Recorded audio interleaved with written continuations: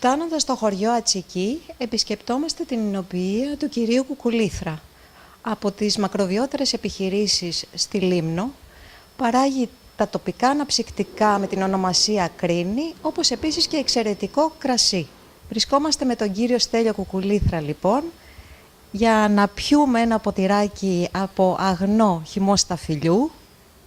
Έχει διάρκεια ζωής μόλις 2 ώρες και από αυτό θα παραχθεί το εξαιρετικό κρασί με την ονομασία Λιμνία Άμπελος. Γεια σας, καλώς ορίσατε στην επιχείρηση με τα 6 αδέρφια. Θα σας αναφέρω το ιστορικό της επιχείρησης. Ξεκινήσαμε εγώ με το μεγάλο τον αδερφό και το συγχωρεμένο του μπαμπά από το 1977 με αναψυκτικά Κρίνη.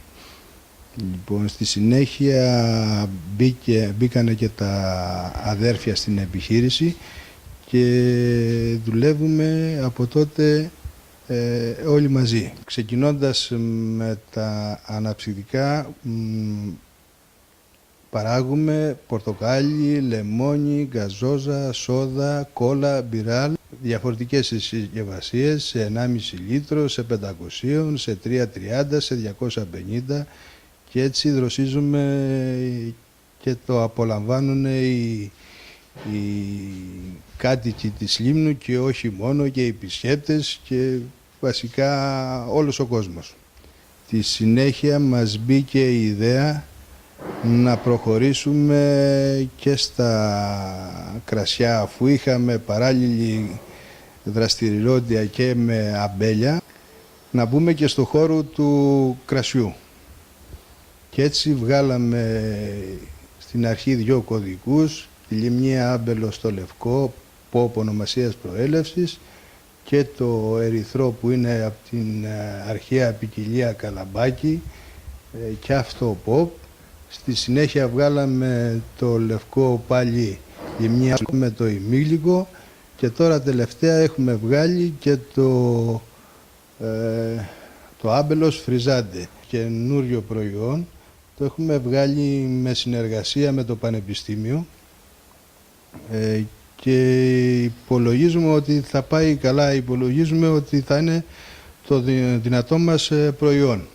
Από όσο ξέρω, είναι και το μοναδικό προϊόν το οποίο παράγεται στη Λίμνο και μπορεί να ανταγωνιστεί άλλου τέτοιου είδους προϊόντα, όχι μόνο στο νησί, αλλά και γενικότερα στην Ελλάδα, έτσι. Ναι, η ιδέα μας ξεκίνησε, δεν είναι γρήγορος κωδικός που έχει επαναλήψεις γρήγορα, αλλά βλέπαμε στην αγορά ότι κυκλοφορούν κάποια εισαγόμενα και ελληνικό δεν είχε στην αγορά, και έτσι μας μπήκε η ιδέα να βγάλουμε ένα καινούριο προϊόν για την Ελλάδα. Από όσο είδαμε στην περιήγηση που μας κάνετε, υπάρχει μια ιδιαίτερη διαδικασία παραγωγής των κρασιών.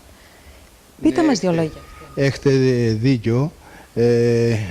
Ο ανταγωνισμός είναι μεγάλος και έτσι, αφού το σκεφτήκαμε, έπρεπε να κάνουμε μια διαφορετική εινοποίηση, να βγάλουμε ένα καλό προϊόν και ποιοτικό και να μπορέσει να ανταγωνιστεί όχι μόνο τα ελληνικά κρασιά αλλά και τα ξένα. Κάνω διαφορετική εινοποίηση από ό,τι οι άλλοι εινοποιεί στη Λίμνο και το εννοώ αυτό. Έχουμε δικά μας αμπέλια, έχουμε δικό μας φορτηγό ψυγείο, οι εργάτες κόβουν, μπαίνουν κατευθείαν στο ψυγείο.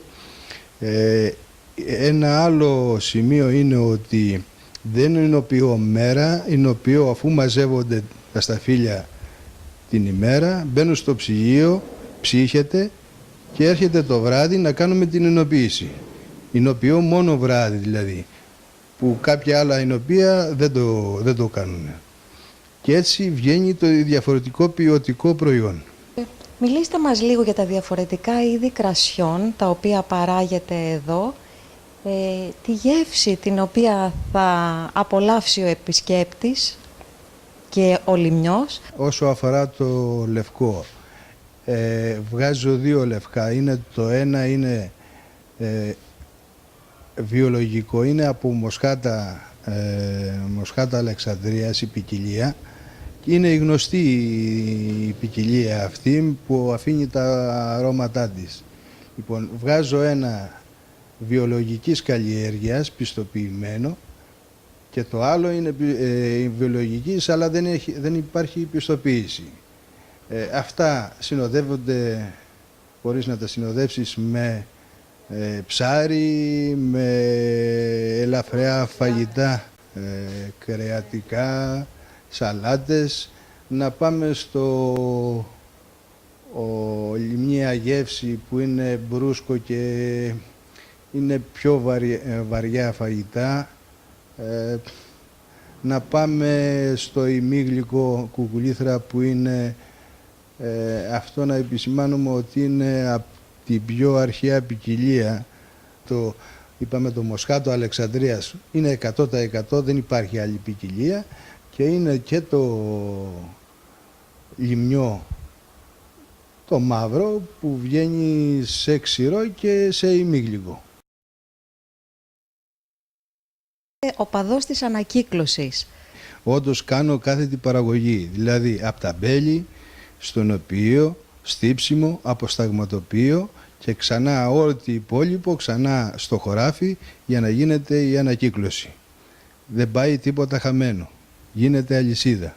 Ό,τι μου δίνει η γη, της το επιστρέφω ξανά πίσω. 50% του σταφυλιού πηγαίνει για κρασί. Το άλλο 50% πηγαίνει για απόσταγμα. Και από εκεί βγαίνει το τσίπουρο με γλυκάνισο και τσίπουρο χωρίς γλυκάνισο.